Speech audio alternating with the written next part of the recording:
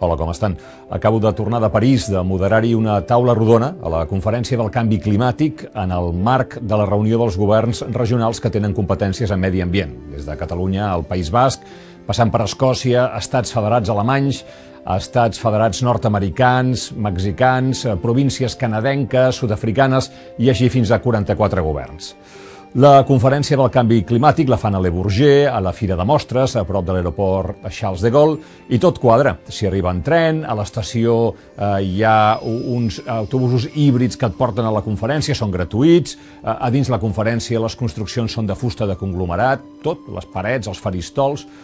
Dins de cada pavelló, les sales de reunions i els auditoris no estan coberts i per no molestar amb la megafonia a les altres sales no hi ha altaveus o els tenen apagats i per sentir què diu el que parla a través del seu micro tothom s'ha de posar els auriculars. No cal dir que tots els passadissos estan plens de papereres de colors per reciclar paper o plàstic o rebuig. Fins aquí el món perfecte. El món real, Pequín, Xina, mascaretes, un núvol de contaminació que irrita els ulls, la gola, que perjudica la salut de la gent i del planeta. Un dia, el Sergi Vicente, l'excorresponsal de TV3 a Pequín, em deia en una entrevista aquí en aquest plató que quan venia de vacances a Catalunya recuperava els colors de les coses, que tornava a veure el cel blau, el verd dels paisatges, que ho veia tot més nítid, més perfilat, i no boirós i gris, sense mencionar la possibilitat de tornar a córrer per un parc. Pequín és un avís tan clar de cap a on anem que és delictiu no fer-ne cas. Però és que, fora del món perfecte de la conferència, el món real de París també parlava per ell mateix. A les rondes de la capital francesa, el perifèric, que en diuen, hi havia els mateixos embussos de cada dia de Madrid, de Londres, de Los Angeles, de Barcelona, de Mèxic, de qualsevol capital, vaja. Ja poden anar fent conferències del canvi climàtic que mentre tot ho anem fent amb el nostre cotxe a benzina estarem avançant cap al desastre.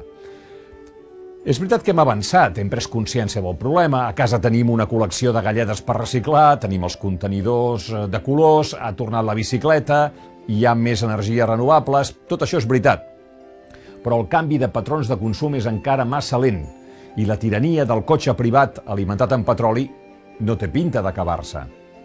Aquesta és la gran batalla soterrada del segle, la dels interessos dels productors de petroli, països i empreses que seran interessos cada vegada més contraris a l'interès general. Mirin, a la taula rodona que vaig moderar, els governadors i presidents deien tot el mateix, que quan volen posar una ecotaxa sempre surten els hotelers a queixar-se, que quan parlen de limitar el trànsit sempre surt algú de l'oposició a dir que això destruirà llocs de treball, que quan es reuneix amb la indústria del petroli o de l'automòbil per parlar del cotxe elèctric, els hi diuen que es carregaran el creixement econòmic. Però mentrestant augmenten les sequeres, els temporals són més violents, els incendis més devastadors i tornar una regió devastada a la normalitat costa una fortuna. El planeta espera alguna cosa més que contenidors verds, marrons o blaus, que són molt importants però insuficients. Els lobbies del petroli i de la indústria del motor són molt poderosos. Tota l'economia gira al voltant del motor d'explosió.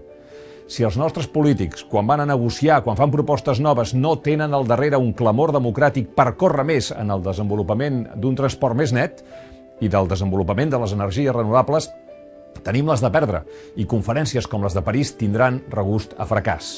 El temps per conscienciar-se s'ha acabat. Ara és temps de passar a l'acció. I per cert, passar a l'acció, tothom. L'ecologia no pot ser patrimoni d'un partit o d'un grup més o menys a l'esquerra. Ara que ens hem passat 5 anys dient que anàvem a fer un país nou i modern, i pensàvem també en termes ecològics? El medi ambient ens interpel·la a tots, no és ni de dretes ni d'esquerres. És ben bé com l'aire que respirem tots. Que tinguem un bon dia.